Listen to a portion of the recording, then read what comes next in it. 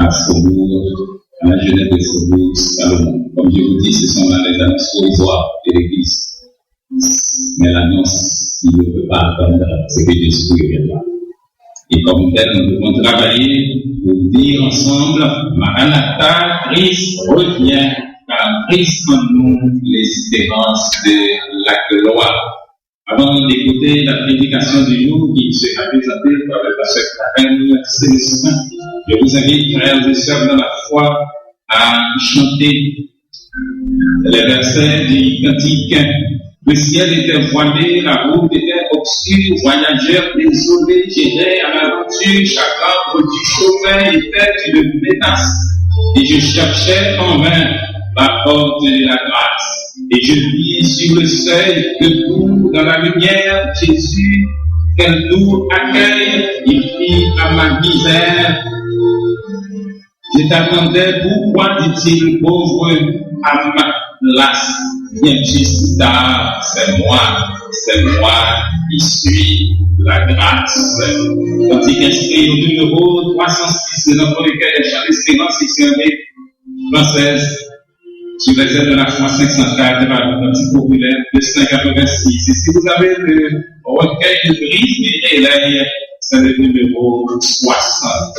Je vous invite à vous lever pour chanter allègrement les 4 versets de ces cantiques.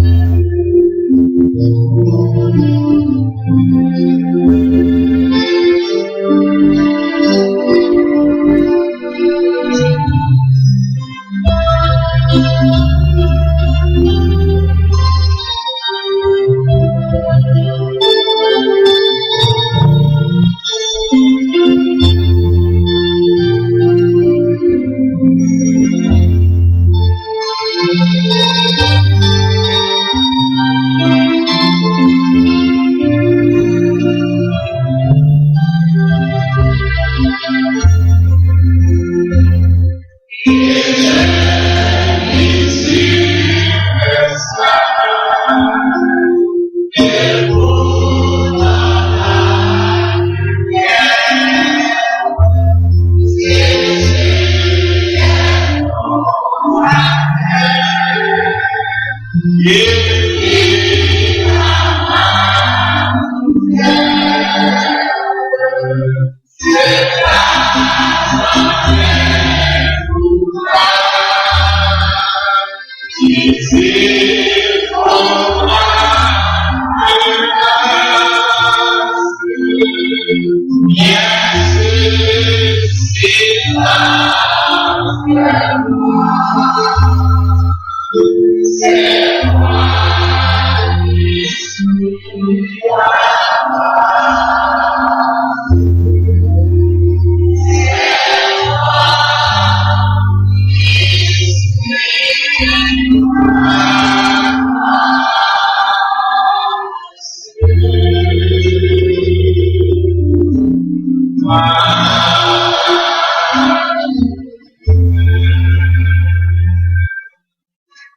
nous disons ensemble,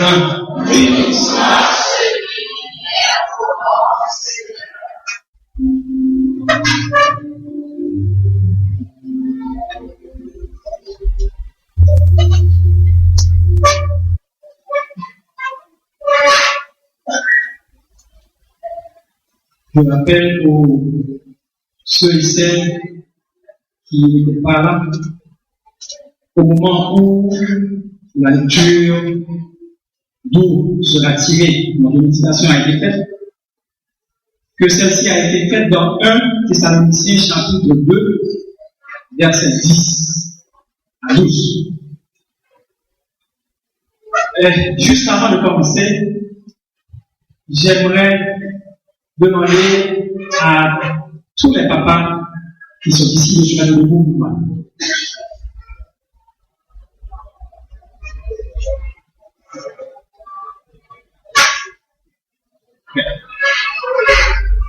Merci.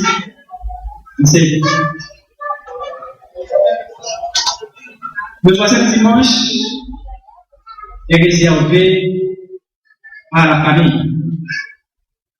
Dimanche prochain sera la fête des pères. Gabriel, c'est quel dimanche? Aujourd'hui, c'est la fête des pères en Amérique du Nord. Porter un message pour la fête des pères ou porter un message qui traite des papas, pour moi, n'est jamais chose facile. Et la raison est simple, c'est parce que les pères sont tellement décriés chez nous. Lorsque j'observe les messages qui parlent, qui sont portés sur la fête des pères, les versets qu'on trouve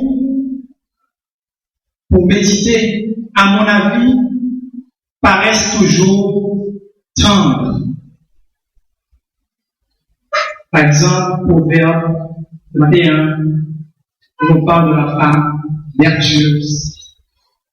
Lorsqu'on parle de Anne, la mère de Salomon, on parle de Marie, la mère de Jésus, et j'en passe.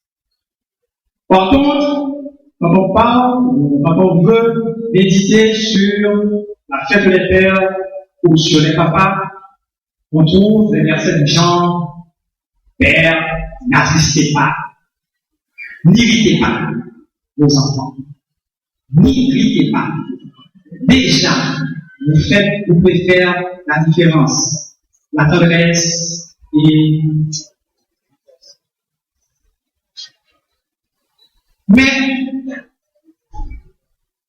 étant donné que, malgré tout, je suis convaincu, persuadé qu'il y a des pères qui sont exemplaires.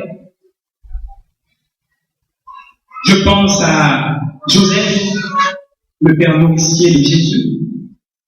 Je pense à Zébédée, le papa des deux disciples de Jésus, deux disciples de Jésus. Et je suis convaincu aussi qu'il y en a ici ce matin. C'est donc avec joie, malgré tout, que, avec l'aide du Saint-Esprit de Dieu, nous allons réfléchir un peu sur les papas, sur les pères. Pour votre gouverne, toutefois, ou in limite, j'aimerais vous rappeler que la fête des pères actuelle remonte au XXe siècle. Et ceci a été initié par une dame, une américaine, du nom de Sonora Smart Dodd. Cette dame voulait souligner le mérite de son papa. Son papa qui, seul, depuis son veuvage, élevait sa fille et ses nombreux frères et sœurs. Reconnaissante, Sonora proposa une célébration comparable à celle de la fête des pères. Ainsi, en 1924, le président américain Calvin Coolidge se montra favorable à la création d'une journée nationale consacrée aux pères. Mais ce n'est que récemment, en 1966, que le président Lyndon B. Johnson l'institua officiellement en fixant la date au 3e dimanche du mois de juin. Entre-temps, l'idée a fait son chemin dans le monde. Et c'est ainsi que nous autres aussi, nous avons adopté, pour moi c'était toujours le 4e, mais le 5e dimanche, pour fêter les pères. Mais quelle fête! Quand on considère un père, on a toujours tendance à ne regarder que l'aspect autoritaire. Mais ce matin, je veux considérer avec vous d'autres aspects du père, d'autres facettes du papa. Et c'est pourquoi le titre de notre méditation de ce matin est « Qu'est-ce qu'un papa ?» ou, si vous voulez, quels sont les qualificatifs d'un papa ou d'un vrai papa. Mes frères et mes sœurs, s'il est vrai que beaucoup de papas, de par leur comportement, de par leur attitude, donnent des raisons valables pour qu'on fasse la différence entre papa et maman, pour qu'on méprise même ce jour consacré au papa, la Bible, elle, semble ne pas aller dans ce sens. La Bible semble accorder la même importance tant au père qu'à la mère. Lorsqu'elle dit dans Proverbes chapitre 30, verset 17, et je lis pour vous, l'œil qui se moque d'un père et qui dédaigne l'obéissance envers une mère, les corbeaux du torrent le perceront. Elle poursuit en disant, au verset 22, au proverbe 24, écoute ton père, lui qui t'a engendré, et ne méprise pas ta mère quand elle est devenue vieille. Et au verset 25, nous lisons que ton père et ta mère se réjouissent. Dans aucun de ces versets, il n'est dit d'avoir une attitude envers la mère seulement. Donc, mes sœurs, les mamans, ce matin, vous qui êtes ici, il revient à vous de rehausser l'éclat de la fête des pères. Car la Bible a mis le père et la mère auprès des enfants pour leur total épanouissement. La Bible n'a pas mis la maman out le père. La Bible n'a pas mis le papa out la maman. La Bible a mis le père et la mère pour l'épanouissement